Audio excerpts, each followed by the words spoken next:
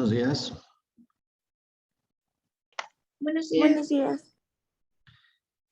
Ok. Bueno, vamos a continuar entonces con la última rama de la arteria carótida externa, la maxilar interna, la más compleja de todas. Ok. Miren, básicamente la maxilar interna se divide en las siguientes, tiene las siguientes ramas. Tiene 15 ramas colaterales y solamente una terminal. ¿Sí? Tenemos la maxilar interna. Y para aprendernos todas sus ramas, lo vamos a hacer de la siguiente forma. La maxilar interna tiene... Ay, a ver si están uniendo más compañeros. Vamos a dibujarla así. Viene la maxilar interna. Así. Tiene 5 ramos ascendentes.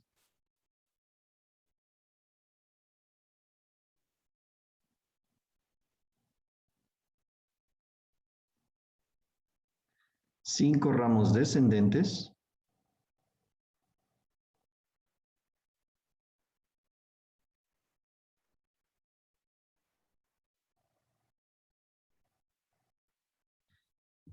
Dos ramos posteriores.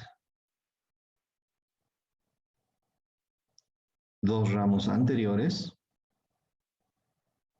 Y un ramo terminal. ¿Sí? De esta forma nos vamos a aprender sus ramas de una forma más sencilla.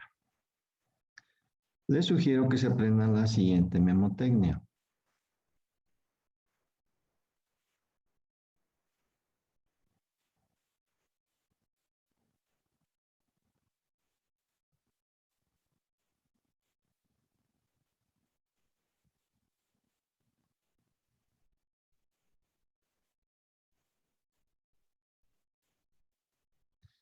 Ti-me-me-te-te. ¿Qué quiere decir? Timpánica, meningia media, meningia menor, temporal profunda anterior y temporal profunda media o posterior. Ti-me-me-te-te. Estas son las 5 ramas ascendentes. En la literatura anglosajona agrega una,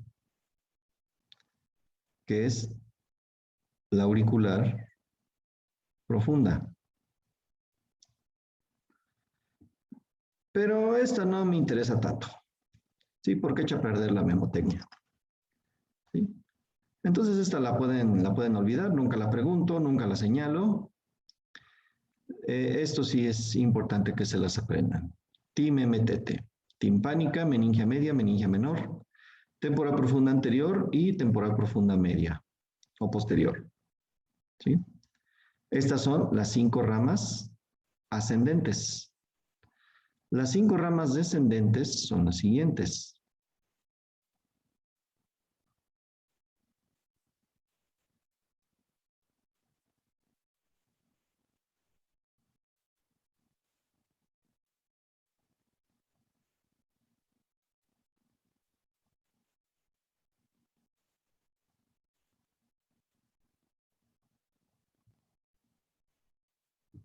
De Mabutepa. Dentaria inferior, maseterina, bucal, pterigoidea y palatina. ¿Ok? Estas son las 5 ramas descendentes. Y ya llevamos 10. Las 2 ramas posteriores son la faringia o palatovaginal o pterigopalatina y la vidiana. ¿Ok? ¿Qué nos está hablando? Que estas ramas ya se desprenden dentro de la fosa pterigopalatina. ¿Ok? Los 2 ramos anteriores vienen siendo la infraorbitaria y la alveolar. ¿Ok? Esta se va a desprender hacia arriba, ¿sí? Recuerden que la fosa pterigopalatina se comunica con la órbita a través de la hendidura esfenomaxilar. O sea, va a pasar por la hendidura esfenomaxilar y después va a labrar lo que es el surco infraorbitario, va a penetrar al conducto infraorbitario y va a salir a la cara a través del agujero infraorbitario. ¿Ok? Y la arteria alveolar va a penetrar en la tuberosidad del maxilar. Recuerden que la tuberosidad del maxilar la tenemos aquí. ¿Sí? Va a penetrar por los hoyitos alveolares posteros superiores y va a nutrir esa parte del maxilar. Y por último, su única arteria terminal es la esfenopalatina. Y como su nombre está sugiriendo, ¿por dónde va a pasar esta arteria?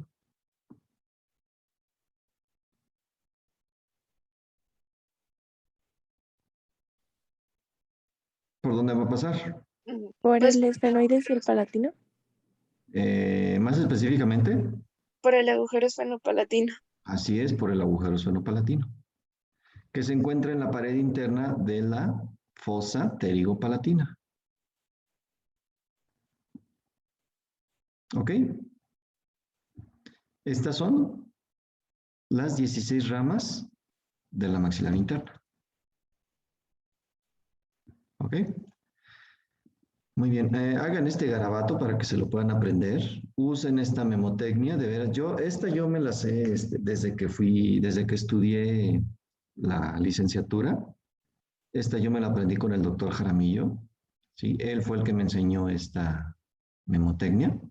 Timemetete y Demabutepa. Estas son la mayoría de las ramas de la maxilar interna. Aprenderse las posteriores y las anteriores, pues no es tan complicado.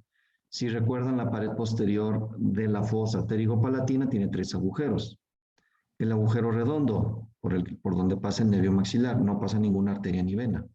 Después, más medial, se va a encontrar el conducto pterigoideo ovidiano. Ahí sí va a pasar una arteria. Y más adentro vamos a encontrar el conducto palato-vaginal, pterigopalatino-faringio, y por ahí va a pasar la arteria faringea. Y las anteriores, pues, bueno, me imagino, yo no tuve problemas para aprendérmela, es la infraorbitaria y la alveolar. ¿Ok? ¿Alguna duda hasta aquí?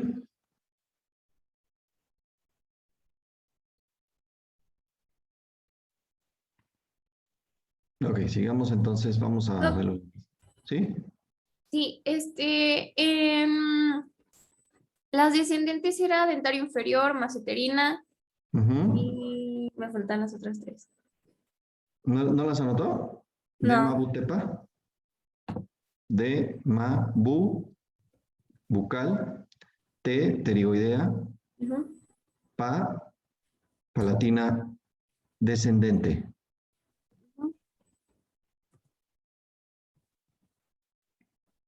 Ajá. Ok, gracias. Aquí está. Maxilar interna.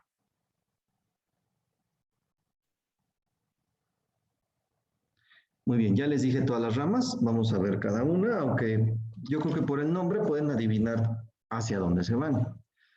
Origen, igual que la temporal superficial, nace a nivel del cuello del cóndilo. Ok. En pleno tejido parotidio. Muy bien, en el espesor de la parótida. Y se dirige hacia adelante y adentro. Terminación va a terminar en la fosa pterigopalatina, donde va a desprender sus 2 ramos posteriores y su ramo terminal. Recorrido, rodea el cuello del cóndilo, cruza el borde inferior del músculo pterigoideo externo o lo perfora. Recuerden que el pterigoideo externo tiene 2 fascículos. ¿Cuáles son esos 2 fascículos? El superficial y el profundo. No es superficial y profundo. Superficial. y perigoideo? Así es, esfenoidal y pterigoideo, o superior e inferior. ¿Sí? El que tiene superficial y profundo es el macetero y el temporal. Entonces, la arteria va a rodear al músculo o va a pasar por entre sus dos fascículos. Corre entre este y el músculo temporal, más específicamente estamos hablando de la fosa cigomática, y gana la parte más elevada de la fosa pterigomaxilar o pterigopalatina, en donde va a terminar. Ramas colaterales, bueno, ya se las mencioné, se dividen en 4 grupos, las ramas ascendentes. La timpánica, esa va a penetrar la cisura de Gleiser. Si recuerdan el contenido de la cisura de Gleiser, pasa a la arteria timpánica, que es esta, y sale el nervio cuerda del tímpano, que viene del facial. Y termina en la cara interna del tímpano. Ok. La arteria meningia media, ya saben por dónde se mete. Entra al cráneo por el agujero espinoso. Dentro del cráneo se divide en ramas anterior y posterior y forman parte de la hoja de higuera.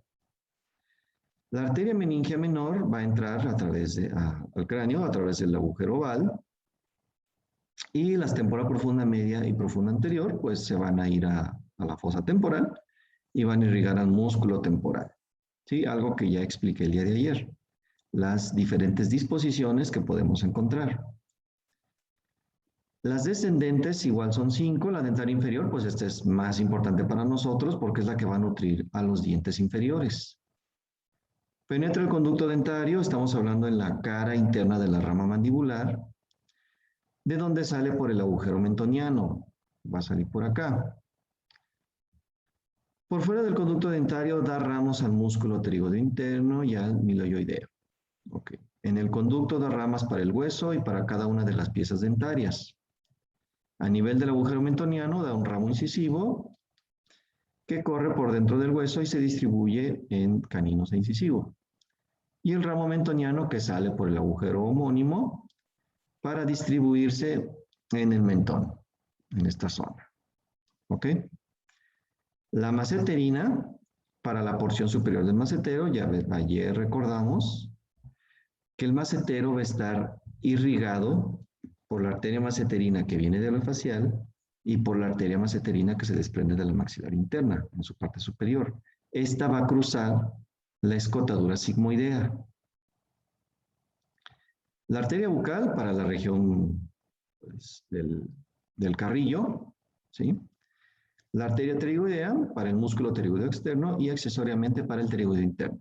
La arteria principal que nutre al pterigoideo interno es la arteria pterigoidea, pero que viene de la facial. Y por último, la arteria palatina superior o descendente atraviesa el conducto palatino posterior o mayor y va a nutrir el velo del paladar y paladar duro. Estamos hablando que esta se va a ir al vértice de la fosa pterigopalatina. ¿Alguna duda con esto? ¿Ninguna? Ok. Ramas anteriores son 2. La alveolar, que envía ramos que se introducen en los conductos dentarios posteriores del maxilar y se distribuyen por los dientes superiores. El infraorbitaria recorre el surco y conducto infraorbitario, da un ramo orbitario para la parte externa de la órbita y un ramo dentario anterior para nutrir los dientes maxilares anteriores y se va a distribuir en los dientes anteriores, en caninos e incisivos. ¿Alguna duda con las ramas anteriores? Alveolar e infraorbitaria. ¿No? Ok. Ahora, ramos colaterales posteriores son únicamente 2. La arteria vidiana, o también llamada del conducto pterigoideo, y pues como su nombre nos está sugiriendo, va a penetrar el conducto vidiano y se va a distribuir en la bóveda de la faringe. Y la arteria faringea palatovaginal o pterigopalatina se va a introducir por el conducto homónimo y también se va a dirigir a la parte superior de la faringe, entre faringe y fosas nasales. Y por último, su única rama terminal, la esfenopalatina, va a atravesar el agujero esfenopalatino y se va a distribuir en el tabique nasal. Ahí va a desprenderse en un ramo interno y un ramo externo, o ramo lateral. El ramo externo va a nutrir lo que son los cornetes y los meatos de la cara lateral de las fosas nasales. ¿Alguna duda? ¿No? Ok. Muy bien. Esta imagen me parece que es de... Esta es de literatura anglosajona, porque vean, aquí está la aurícula profunda. Esta no viene en la presentación. Aquí ya tenemos la timpánica, la meninge media, meninge menor, la temporal profunda media, la temporal profunda anterior. Esto recuerden que es literatura anglosajona. La dentaria, la maceterina, pterigoidea, la bucal. Bien, aquí añade otra exclusiva para el músculo pterigoideo externo. Bueno, da igual. Yo les recomiendo que se la aprendan como el garabato que les hice al principio. Así les va a ser más fácil a ustedes aprenderse todas las ramas de la maxilar interna. Aquí la tenemos, esto es de Netter. Esta es la temporal superficial que está seccionada. Esta ya es la maxilar interna. La aurícula profunda. Aquí tenemos la timpánica, la meninge media. Esta es la maceterina. La maceterina esa siempre la representan acodada, siempre haciendo esto. ¿Sí? Bueno, aquí en la imagen no se ve muy bien y luego la rayita también como que estorba, pero aquí la vemos, cómo hace el codito. ¿Por qué hace el codito? Porque está rodeando a la escotadura sigmoidea de la mandíbula, que estaría por aquí. Estas son las temporales. Temporal profunda anterior y media. ¿Sí? Es la bucal, no, la pterigoidea. La bucal está seccionada, es esta. ¿Sí? Estas son las anteriores, la infraorbitaria y la alveolar. Las posteriores no las alcanzamos a ver porque la fosa pterigopalatina está aquí y los músculos nos están tapando la entrada. No es posible verla. La dentaria inferior, aquí se divide en una arteria miloioidea que va al miloioideo y aquí va la dentaria y va a distribuirse en cada uno de los órganos dentarios inferiores. Y aquí sale una parte por el agujero mentoniano. ¿Ok? La infraorbitaria, aquí también distribuyendo ramos para los dientes superiores. La alveolar distribuyendo ramos para los molares superiores.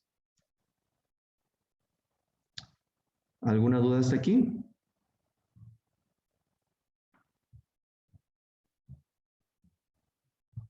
¿No? Ok.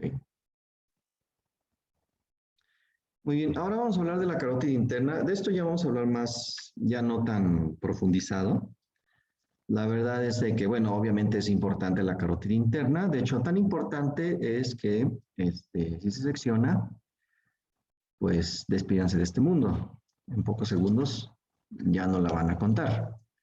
Sí, la otra vez estaba viendo una película bélica, ¿sí? Y hay una hilera de heridos ahí y está pasando el médico y los está revisando. Y se me hizo muy curioso porque va con uno, no, a este no lo atiendas, le queda poco tiempo de vida. Le han seccionado la carótida interna. Dije, ay, no mames, en segundos se va a morir, o sea, ya debería estar muerto. Dije, bueno, pero así de irreales son las películas, ya lo saben, ¿no? Sí, al igual que también en las películas cuando al protagonista lo hieren con una bala y ahí tienen que sacar la bala y hasta tienen que ponerlo en una riñonera de metal para que suene ¡ping! No. En la vida real, digo porque yo lo vi cuando estuve en el Hospital Hidalgo, heridas de bala, es mejor dejar la bala. La bala entra caliente, entra que casi estéril y se puede quedar ahí, ¿sí? En el cuerpo. De hecho, yo vi pocos, sí, como 2 o 3 pacientes heridos con arma de fuego y creo que a todos sí se les dejó la bala dentro. Sí, uno se le alojó como por aquí, en la fosa temporal. Y sí, el doctor le dijo, no, no, ahí se puede quedar. Podemos dañar más, tratar de sacarla. ¿Sí? Nada más me acuerdo que en un niño, a un niño sí, un escopetazo, dije, no sé cómo estaba vivo todavía. Sí, bueno, y nada más tenía un montón de esquirlas en la boca. Ahí sí quitamos las más que se pudieran. Sí, pero fue la fue una excepción. Ok, la carótida interna, algo característico de esta arteria es que en donde se divide, recuerden que se va a dividir a nivel del borde superior del cartílago tiroides, a nivel de C4. Esa es la división de la arteria carótida interna y carótida externa. Esta arteria va a ir derechito al cráneo sin emitir ninguna rama. ¿Sí? Todas sus ramas se van a desprender ya dentro del cráneo. Se extiende desde el borde superior del cartílago tiroides a la base del cráneo. Okay. Está primeramente situada por fuera de la carótida externa, después pasando por detrás de ella. Bueno, no se preocupen, no se tienen que aprender esto. Ajá, llega al cráneo y se introduce en el conducto carotidio. Si recuerdan el conducto carotidio, que entra hacia una curvita y entra al cráneo. A su salida de este conducto penetra el seno cavernoso. Este es algo muy curioso. Una estructura vascular dentro de otra estructura vascular. ¿Sí? Vean, déjenles explico eso.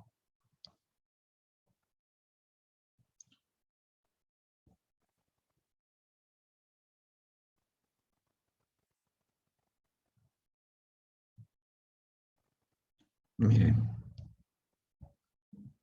Tenemos el respaldo de la silla.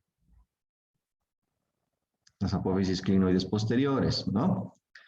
Y a los lados de la silla turca encontramos los surcos de los senos cavernosos. El seno cavernoso estaría aquí y estaría acá. El seno cavernoso es una estructura vascular, ¿sí? Va a drenar sangre. Pero algo curioso, y es lo único que ocurre aquí, es que dentro del seno cavernoso va a pasar una arteria. Pasa la arteria carótida interna. Dentro del seno. Y también los pares craneales. El 3, el 4, el 6 y el 5-1 puede estar un poquito por fuera o puede estar adentro. Sí, básicamente los pares craneales que atraviesan la hendidura esfenoidal. ¿Sí? De tal forma que si el seno cavernoso, hay algún problema con el seno cavernoso, hay aumento de la presión dentro de esta estructura, pues va a comprimir la arteria carótida interna y va a comprimir los pares craneales. Y se va a manifestar con que el paciente no va a poder mover los ojos o los va a hacer viscos, va a estar completamente sus ojos para un lado o para el otro, ¿sí? O puede perder el conocimiento, ¿sí? Cuando hay una afección en el seno cavernoso, se le conoce como síndrome de Tolosa-Hunt. Ok, ¿quedó claro esto? Ahorita les pongo una imagen del seno cavernoso.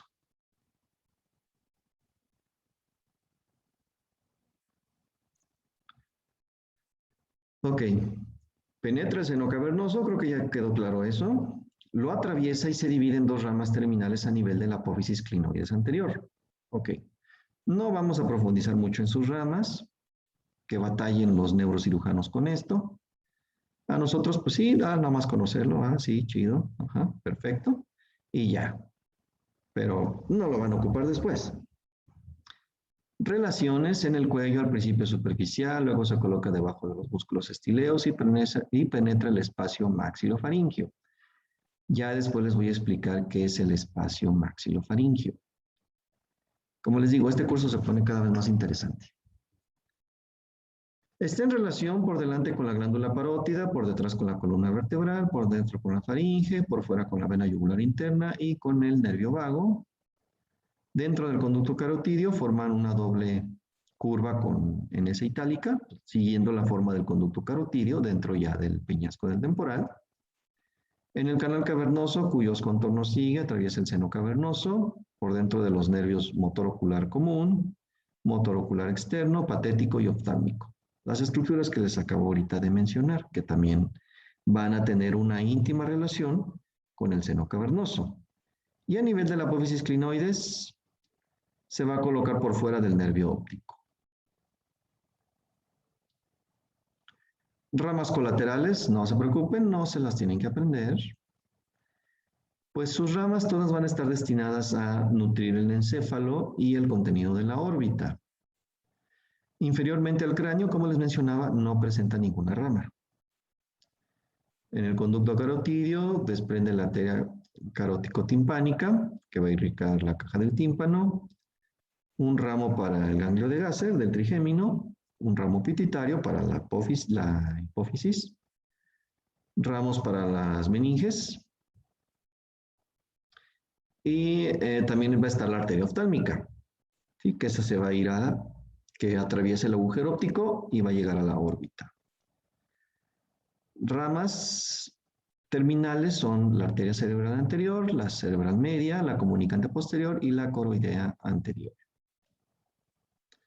Aquí tenemos la carótida interna. Esta imagen es de Gray, de las primeras ediciones, cuando todavía no existían fotos y todo se tenía que dibujar. Carótida interna. Aquí ya penetra el conducto carotidio, lo recorre y sale por el orificio superior del conducto carotidio.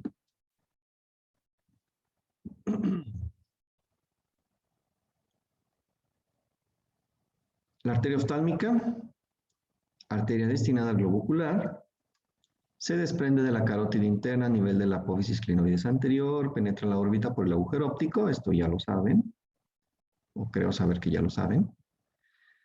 Al entrar en la órbita está por fuera del nervio óptico, luego lo cruza oblicuamente pasando por encima de él para hacerse interna y aplicada contra la pared interna de la órbita, gana el ángulo interno del ojo en donde se dividen sus dos ramas. Ok, bueno, ¿qué acabo de decir? Tenemos el nervio óptico aquí, ¿sí? Y la arteria oftálmica hace esto. ¿Me explico? O sea, viene por fuera, lo rodea por arriba y después queda por dentro. ¿Ok? Eso es lo que está diciendo aquí. Ramas colaterales da 11 ramas. Igual no voy a pedir que se la aprendan. ¿Sí? No tiene caso, ya suficiente tienen con la maxilar interna. Pero pues viene en el programa y se las tengo que dar. ¿Sí? Pues no se preocupen, no la pregunto en el examen. No la pregunto en el mini. ¿Sí? Ya por si a alguien le interesa un poquito más, pues aquí tienen la información. Arteria lagrimal, pues como su nombre lo dice, para irrigar la glándula lagrimal. La arteria central de la retina, que va obviamente a penetrar el globo ocular y se va a distribuir en la retina.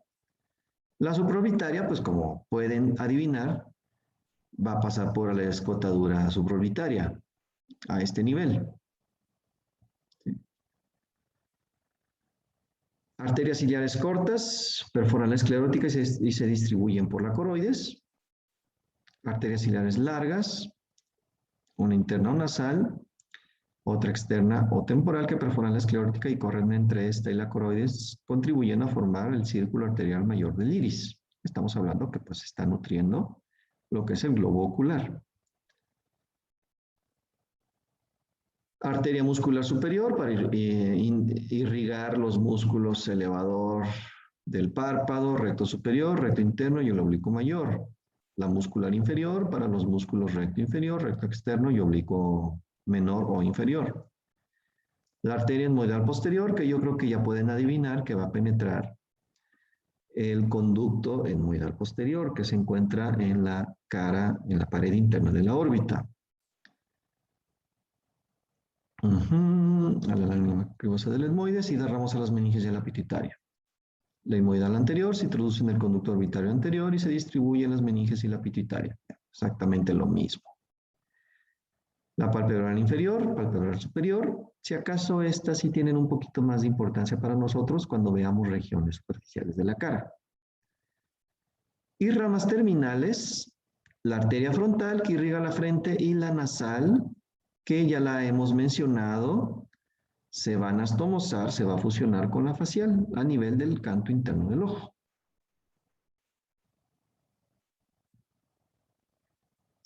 Aquí la tenemos, la arteria oftálmica y lo que les explicaba. Primero es externa y después se incurva, pasa por encima del nervio óptico y después se adosa a la pared interna de la órbita. ¿Ok? ¿Alguna duda hasta aquí?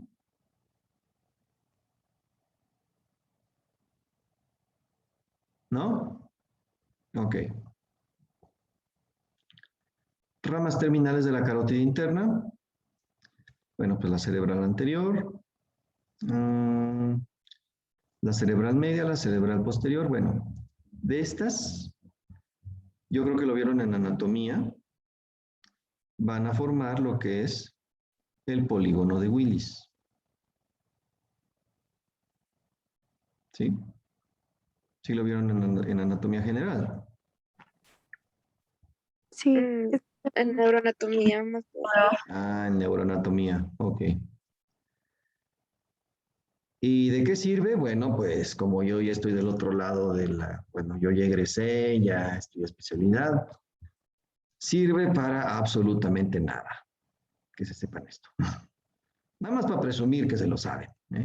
Y para que no me los quieran agarrar de bajada los médicos, ¿eh? Nada más para eso sirve. La arteria basilar, esta de acá atrás, esta viene de las vertebrales. Se unen las vertebrales, aquí se ve la unión. Vertebral de un lado, vertebral del otro, y forman la arteria basilar. Las vertebrales vienen de las subclavias. ¿Sí? Y la arteria basilar, junto con las cerebrales anteriores y medias y comunicantes, van a formar el polígono de Willis. Ok, ya lo pueden olvidar, ¿eh? Aquí, cada uno de los nombres. Sí, como sea. Adiós.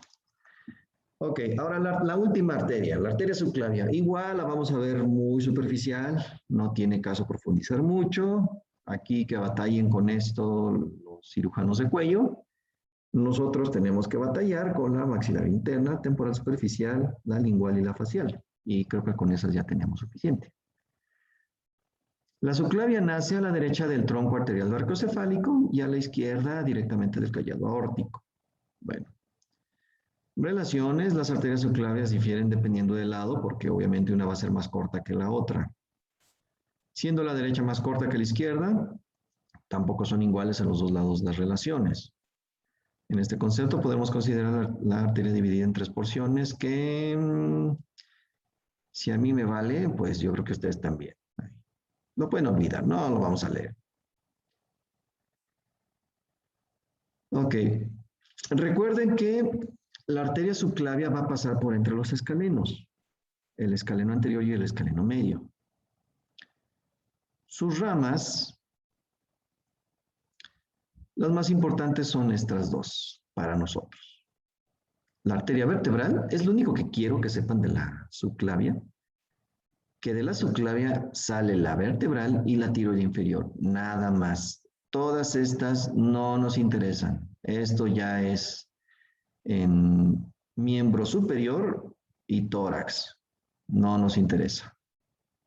Nada más estas dos. La vertebral y la tiroide inferior.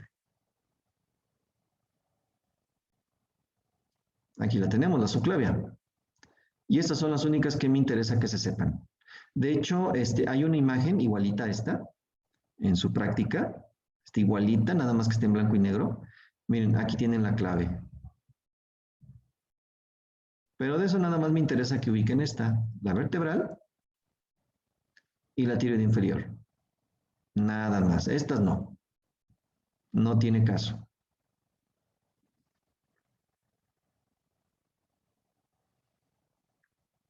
Ok. Bueno, arteria vertebral. Nace profundamente por delante de C7. Vamos a ver si es cierto. A ver. O sí, aquí está C7. Ay, ya no sé si este es D1 o C7. Bueno, debe ser C7. Ahí está este nivel. Sigue un trayecto ascendente y atraviesa a partir de la sexta vértebra cervical todos los agujeros de las apófisis transversas, lo que viene siendo el agujero transverso, si recuerdan, cuando vimos vértebras. Penetra en el cráneo por el agujero occipital o foramen magno. Gana la cara anterior del bulbo, rodeándolo, y se une con la arteria opuesta para formar el tronco basilar. Colocado en la línea media, se dirige hacia adelante y al llegar al borde anterior de la protuberancia occipital, se divide en 2 ramas terminales. Ramas colaterales, bueno, en el cuello va a desprender ramas espinales y ramas musculares para los músculos prevertebrales. Y ya en la porción intracraneal, la arteria meningia posterior, la arteria espinal posterior, espinal anterior y arteria cerebrosa inferior y posterior. Igual, estas no se las tienen que aprender. Y ya en la porción basilar, ya en su última porción, ramas protuberanciales, la auditiva interna, la cerebelosa anterior e inferior y la cerebelosa superior. Ramas terminales, como les decía, va a formar el tronco basilar.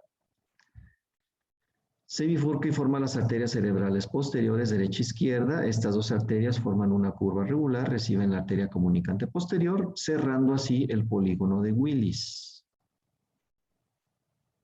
¿Ok? Aquí la tenemos, otra imagen. Vean qué bonita. Esta imagen me gustó mucho cuando la encontré.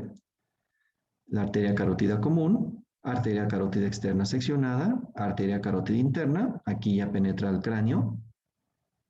Aquí ya está dentro del cráneo. ¿Sí? Aquí sus ramas terminales, la cerebral anterior, la cerebral media, la comunicante. ¿Sí? La subclavia, se desprende la vertebral de un lado, del otro lado, ambas se unen, formando el tronco basilar, y de ahí se van a fusionar, anastomosar, con las comunicantes posteriores, cerrando el polígono de Willis.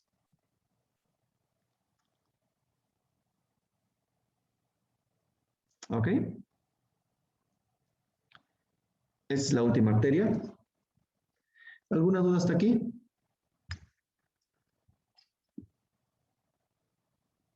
¿No? Muy bien.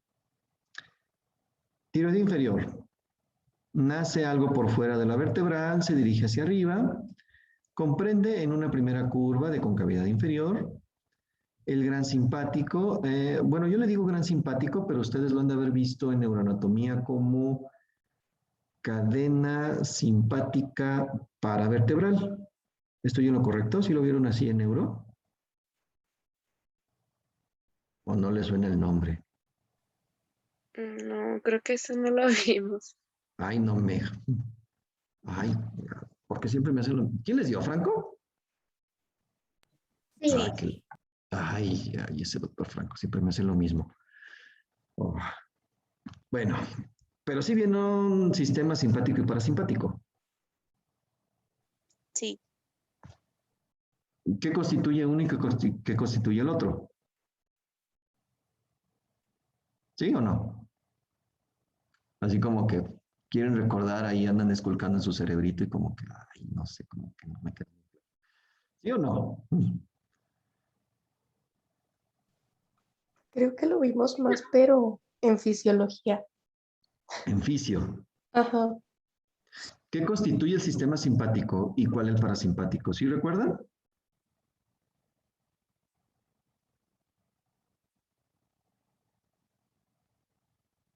¿Sí o no? ¿No? Bueno, ¿qué es sistema simpático y parasimpático? Para empezar.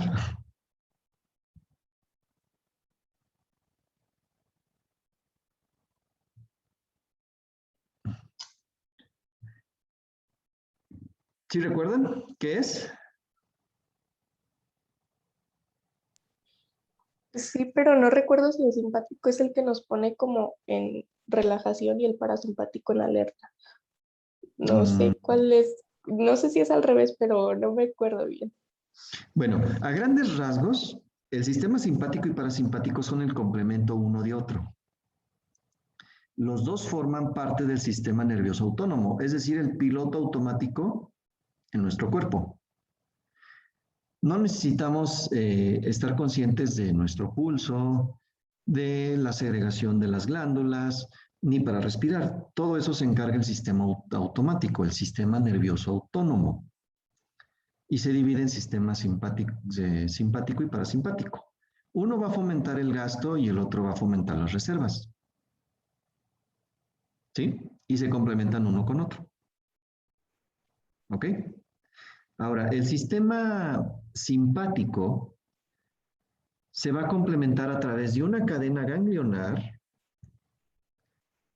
que va a cada lado, una a cada lado, van a seguir todo lo que es la columna vertebral.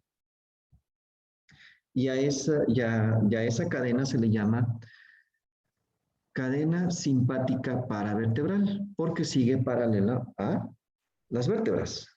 O simplemente, a mí me gusta llamarlo simplemente gran simpático. El sistema parasimpático es diferente, no tiene sus propios ganglios como el simpático. El parasimpático se apoya de los pares craneales. El más importante con el que se tiene que relacionar para que su información llegue a los órganos, es el nervio vago. ¿Sí me explico? ¿Sí me expliqué? ¿Sí se entendió? ¿Sí o no? ¿Puedes repetir eso último, por favor? Ok.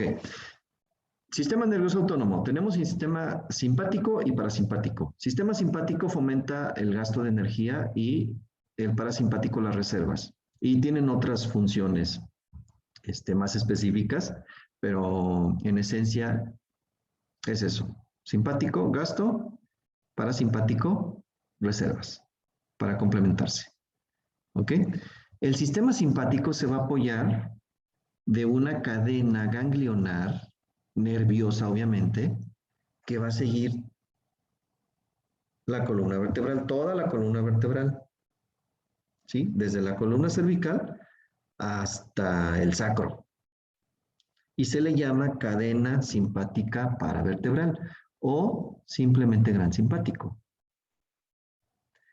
Y el sistema parasimpático, que es su contraparte, se va a apoyar de los pares craneales.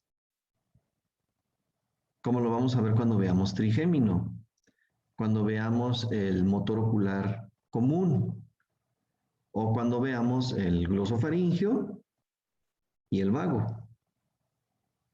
Vamos a ver cómo es que viaja la información parasimpática a través de esos pares craneales. ¿Me expliqué? ¿Ahora sí quedó claro? Sí. Sí. Ok. Muy bien. Y como el nombre nos está diciendo de esta tiroidea, pues va a llegar a la glándula tiroides. Tenemos una tiroidea superior que viene de la carótida externa y una tiroidea inferior que viene de la subclavia y se van a complementar. Ramas colaterales, bueno, una rama para el esófago y tráquea. Tampoco se tienen que aprender esta, nada más quiero que ubiquen la tiroidea de que llega la tiroides y ya. Ramo laringeo posterior para la parte posterior de la laringe, la arteria cervical ascendente que llega al axis y da ramas a los músculos prevertebrales y a la médula. Okay. Ramas terminales al llegar al ángulo inferior del cuerpo tiroides, da ramas inferior, posterior y profunda destinadas a este órgano. Ok. No necesitamos profundizar más. Aquí la tenemos, la tiroidea inferior. Hay inconstantemente una tiroidea media, que es la que estamos viendo aquí. Puede que esté, puede que no esté. Las que sí son constantes son las venas. Hay una vena tiroidea superior, una vena tiroidea media y una vena tiroidea inferior. Esas sí son constantes. Arterias no. Arterias constantes solo es la tiroidea superior, que es la que estamos viendo aquí, y la tiroidea inferior. La media es inconstante.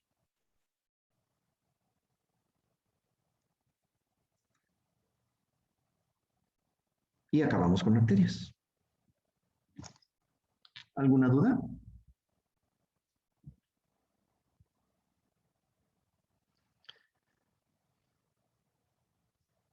¿Alguna duda, comentario? Doctor, entonces básicamente solo tenemos que pues aprendernos bien las que nos dijo que eran importantes para nosotros y las otras nada más saber que existen. Exacto. Vamos a ver Bueno. que están ahí y sí, son importantes, pero para el cirujano de cuello, para el neuro, para nosotros, pues no tanto. Sí, para nosotros sí es muy importante que se sepan la lingual, la facial, la temporal superficial y la maxilar interna. Simplemente con la pinche maxilar interna van a tener. O sea, Sí, 16 ramas lo sé. para volverse locos. ¿sí? Y la auricular posterior, nada más de la auricular posterior, que es la principal arteria que va a irrigar la glándula parótida. ¿Y cuántas ramas tiene la auricular posterior? Dos colaterales y dos terminales, ¿no? Bueno, pues está muy sencillo. Está muy papita. ¿Ok? De la carótida interna, pues que sí. Perdón. Era temporal interna, facial, lingual, auricular posterior, que nada más la de las dos ramas. ¿Y cuál era la otra? A ver, lingual, Facial, temporal. temporal superficial, Ajá. maxilar interna y Ajá. auricular posterior. Ok. Gracias. ¿Sí? Nada más con esas. La tiroidea, sí, ahí está, ok, sí, va a nutrir la tiroides. La tiroidea inferior sí nace de la subclavia. La vertebral sí nace de la subclavia, va a formar el tronco basilar y va a cerrar el polígono de Willis. La oftálmica, sí, ahí está, sí. Nada más. No tiene caso profundizar porque no la van a volver a ver. Si acaso en maxilofacial, para quien le interese la especialidad, a lo mejor va a ver la oftálmica, no porque vaya a operar el ojo, sino porque sí hay algunas relaciones que son importantes saber. ¿Sí? Por ejemplo, cuando hicieron su tema de investigación de las fracturas Nainor, la del cigomático, a mí me tocó ver la reducción de esas fracturas en el Hospital Hidalgo. Y para no dejar cicatrices en el paciente, el cirujano maxilofacial entraba a través del párpado. O sea, vertió el párpado y hacía la incisión por aquí para acomodar el cigomático. Uy, se me hacía fascinante cuando operaba de esa forma. Sí, sí, es una cirugía delicada. Ok. Entonces, ¿no hay ninguna otra duda, comentario? Ok. Bueno, entonces voy a pasar lista y podemos terminar por el día de hoy. Mañana vamos a empezar a ver venas. Vayan repasando las arterias. Si se aprenden las arterias, se les va a facilitar más las venas, porque son muy homónimas. No en todos los casos. Sí hay diferencias, algunas diferencias. Afortunadamente no son muchas las diferencias entre arterias y venas. ¿Sí? Pero si dominan todas las ramas de las arterias que les acabo de mencionar, se les va a hacer más fácil. ¿Okay? Entonces, el día de mañana comenzamos a ver venas. Ok, aquí está.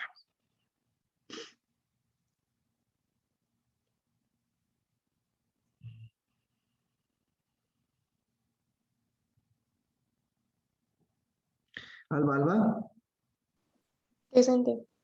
Alvarado Ramos, ¿no? Abelar, Presente. Ayón, Presente. Castillo, Presente. Cruz, Presente. de la Torre, Presente. Delgadillo,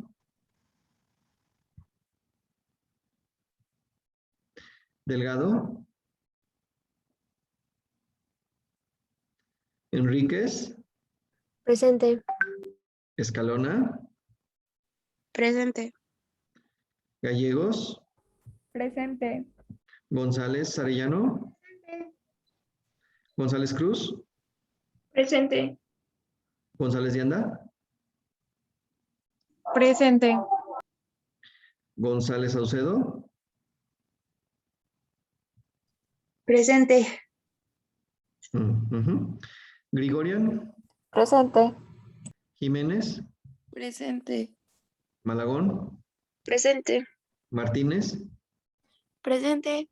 Martínez Díaz, Presente. Mendoza, Presente. Mora, Presente. Nieves, Presente. Oropesa, Presente. Poblano, Presente. Ramos, Presente. Rangel, Presente. Rodríguez Flores, Presente. Rodríguez Jasso, Presente. Sáenz, Presente. Solís. ¿No? Tolentino. Presente. Ok. Bueno, entonces nos vemos el día de mañana a la misma hora. ¿Sale? Ya subí la clase de ayer. No les avisé, la subí ya anoche. ¿Sale? Entonces nos vemos el día de mañana. Gracias. Gracias. Nada. Gracias. Hasta luego.